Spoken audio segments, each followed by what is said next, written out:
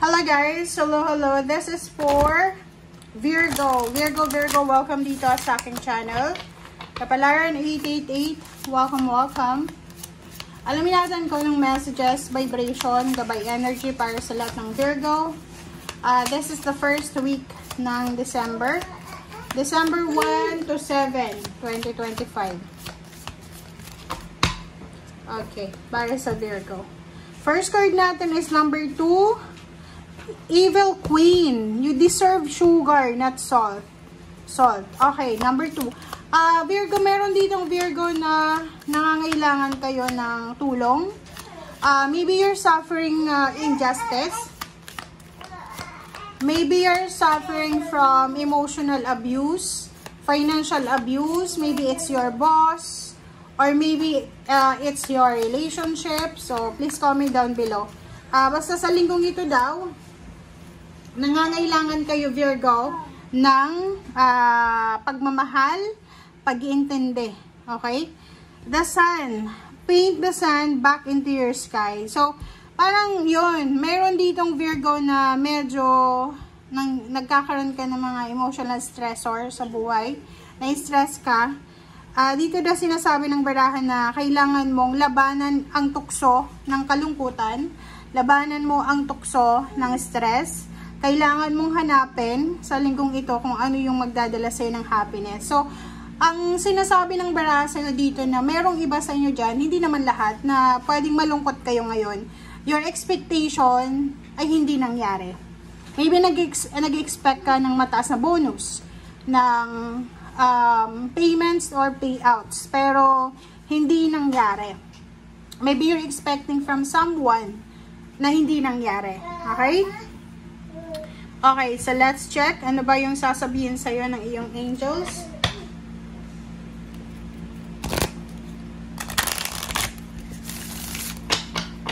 Okay, this is a message from your angels. Archangels. Oops. So you have two angels, Archangel Uriel and Fiona. So from Archangel Uriel, sinasabi sa'yo na your emotions are healing, which enables you to open to greater love.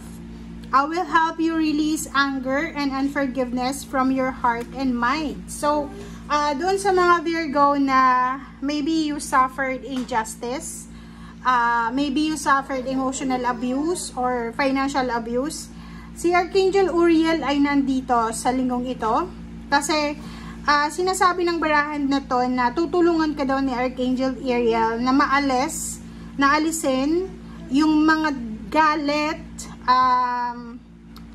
unforgiveness, yung ayaw mong magpatawad na nararamdaman mo sa puso mo. Kumbaga meron kang mga bagahe everyday. Meron kang bagahe everyday na kailangan mong alisin. And the Archangel Uriel will help you para sa healing na to. Okay? And next is Archangel Fiona. Dito sinasabi na now that you've asked angels for help, be open to receiving divine guidance and assistance. You deserve heaven's help. Yun. So, maybe nag-pray ka, nag-manifest ka, nag-affirm ka ng positive result. So, the universe and the angels will help you kung ano man yan na tulong na kailangan mo. So, be receptive. Okay? Divine guidance and assistance ang pwedeng itulong sa'yo. Alright. So, let's check.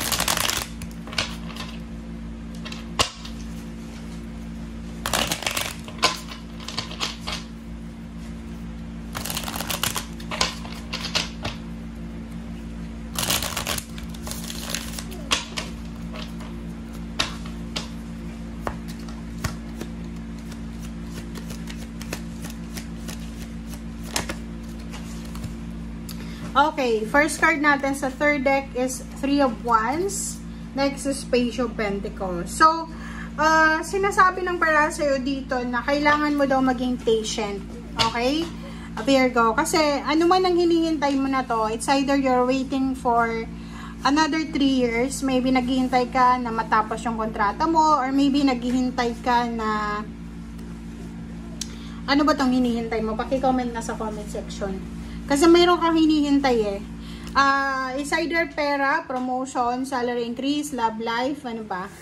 Kasi sinasabi ng barahan na to na especially pera or growth or progress, matatanggap mo, makukuha mo yan in the near future. Maybe 3 years from now or 3 months from now. Next is King of Wands. O, trabaho. So, maybe you're waiting for a job offer. Maybe you're waiting for a promotion or any development, progress para sa trabaho or negosyo. Sinasabi ng baraha sa'yo dito na kailangan mo daw maghintay. You need to be patient. Okay? So, lalo na sa mga contract signing na yan. Ano ba? Renewal ng contract. Kailangan mo daw maghintay. So, maybe 3 months from now, or pinakamatagal na yung 3 years, possible na lumipat ka ng company or lumipat ka ng lugar. Queen of Pentacles, this is your energy.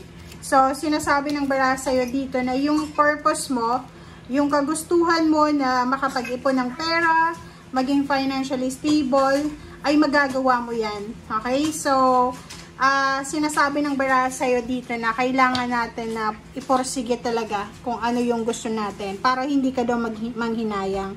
Especially yung trabaho talaga na like yung profesyon na tinapos mo or kung ano talaga yung nasa sa puso mo, nasa sa isip mo, 'di ba? Kasi dapat yung trabaho na ginagawa natin is nag-e-enjoy tayo. Siguro hindi ka nag-e-enjoy sa ngayon, but sinasabi ng baraha sa'yo dito na makukuha at makukuha mo yan sa tamang panahon.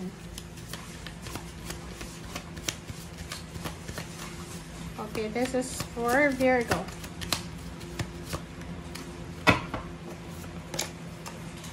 Okay, King of Cups. Yung King of Cups dito, sinasabi ng baraha na ano man ang pinagdadaanan mo sa ngayon, kailangan mong maging kalmado. Kailangan mong kontrolin ang emosyon mo. Kontrolin mo yung sarili mo. And Wheel of Fortune, sinasabi ng baraha, huwag kang masyadong mag-alala.